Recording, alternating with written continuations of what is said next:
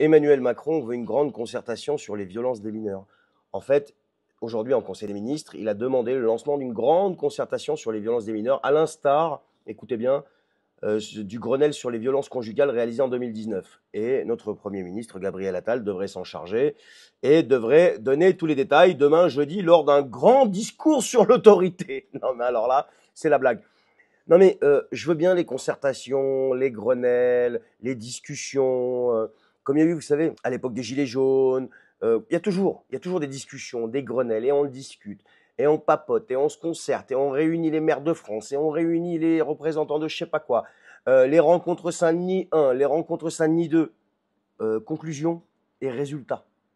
Qu'est-ce qu'il y a comme résultat sur les violences conjugales, sur les violences en général?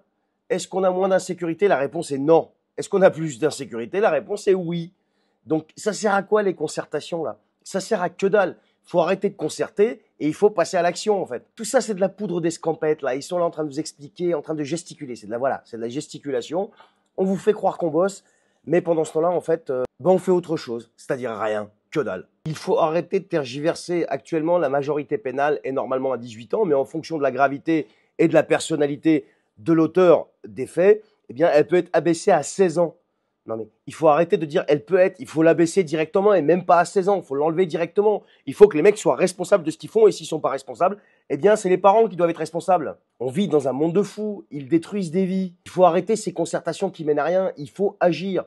Et ensuite, eh bien faut rouvrir les maisons de correction et il faut remettre le service militaire et vous allez voir que ça va calmer tout le monde. Et tous ceux qui sont pas capables d'être calmés dans le civil, quand ils vont avoir 18 ans, qu'ils vont aller dans l'armée, ça va recadrer les choses. Et il faut mettre des instructeurs à l'ancienne qui, eux, vont les percevoir et vont leur expliquer la vie, comment ça se passe. Et si ça suffit pas à ce moment-là, les envoyer sur un théâtre d'opération. Et là, vous allez voir comment ça va se passer.